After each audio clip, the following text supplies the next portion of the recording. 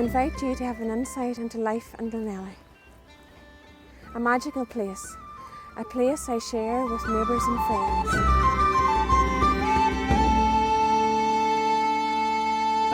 Did people actually make a living out of making portion?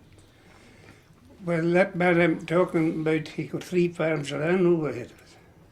2 in Dungiven and 1 in Glenelly. We're getting a wee bit closer to identification now, Joe, are we? No, you're not getting No names given. No names given. Everyone went against it, or the issues of Derry went against it when the 2 men in Glenrowan was found dead. Well, there was lots of cases of men going blind by drinking the first bit out of the barrel. They'll call that swipes. There's a man named Gormley used to make it in the mountain.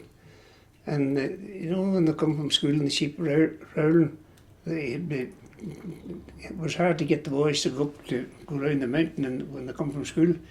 But there were twins, Mick and Francis twins, they were going up every day. And Father said to me, "Mother, there's something going on. These them boys are way to the mountain." They come on the still and they were drinking the swipes.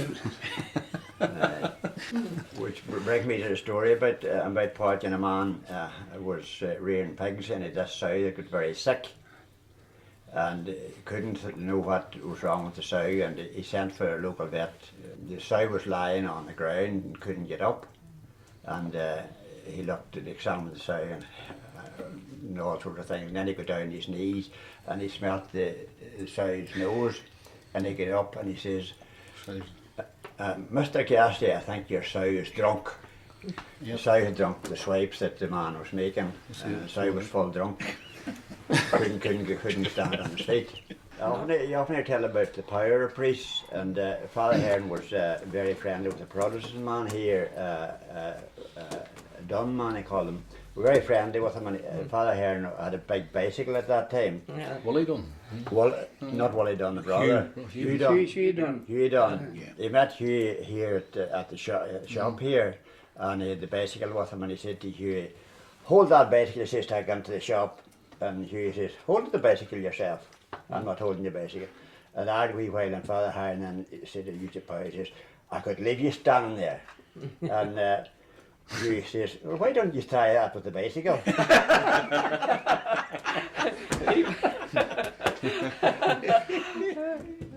The only policeman I knew was Herbie Donnell. And he liked to nod a few bevies himself. And I don't think he'd done any booking at all. If he did, he always got you off, or if someone happened. But we were booked here in the pub one time, and I think my father was selling insurance at the time and he couldn't hold the licence, so Francie, an uncle of mine, held the licence. So it was a Saturday night, they were booked anyway, and Herbie came over the next day and Daddy explained the case to him. Herbie says, "Let it go on to court." So we went to court and the judge threw it out because Daddy didn't hold the licence. He was booked, it was Francie held the licence. But I remember leaving Herbie home one time in the car, a cop car. I'm full, left him at the house, got him off into the house, and the wife, she came out scowling, she says she's going to get the police. I says, "This is the police." So I left him off and I run on. I remember, you know how you had to get, if you filled the form, you needed someone to sign it, you know. So I seen Herbie coming walking up there, below where the phone box was down there at the time. And he was coming marching like that, and he looked fine to me, like, you know. Full. So I had the first car I had home with me. So I said, "Would you sign that, Herbie?" "Well, surely, Johnny, well, surely." So he set it in the bonnet, like that. And he took his pen, and the next thing, him and pen and paper shot right up the bonnet of the car. So I put him back. It was full. He couldn't. "Oh," he said, "sign it yourself, it'll be all right." Oh, you could have got you off now. He was always He was always Herbie was